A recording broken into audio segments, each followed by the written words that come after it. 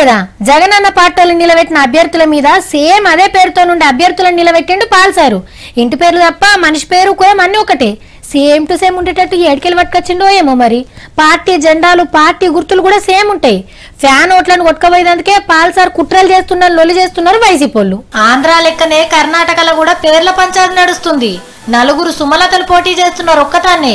పాత heroine Sumalatha madam Mandya లోక్సభకు nomination వేసింది. ఇదే నియోజకవర్గంలో ఇంకో ముగ్గురు సుమలతలు నిలబడ్డారు. ఏ సుమలత, పి సుమలత, ఎం సుమలత, ఎస్ సుమలత. అంటే ఇంటి పేర్లే అలాగు. గమ్మత్ ఏంటంటే ఈ నలుగురు సుమలతలు కూడా పార్టీలతో సంబంధం లేకుండా సొంతంగా పోటీ చేస్తున్నోళ్ళే. హీరోయిన్ సుమలతక్కకు ఏ గుర్తిస్తారో సేమ్ అట్లనే ఉండే గుర్తులు ఇయ్యాలని కోరుతున్నారట కడమ ముగ్గురు సుమలతక్కలు.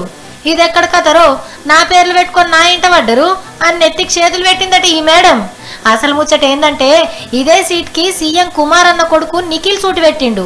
జూనియర్ హీరోకు కాంగ్రెస్ సపోర్ట్ చేస్తా అంటే సీనియర్ హీరోయిన్ కి బీజేపీ హిమ్మతిస్తుంది. ఎట్లనన్నా చేసి సుమలతను ఓడగొట్టాలని అదే పేరున్న ఇంకో ముగ్గురు సుమలతలను నిలబెట్టిరని గుసగుసలిన పడుతున్నాయి. ఇక అప్పుడు పేర్లు గుర్తు సేమ్ ఉంటాయి కాబట్టి ఓటర్లు కన్ఫ్యూజ్ అయ్యి ఎవరు ఏ సుమలత కోటేసే తెలియదు. చూడాల మరి ముగ్గురు సుమలత మీద హీరోయిన్ సుమలత ఎన్నోట్లు కొట్టుకొస్తుందో.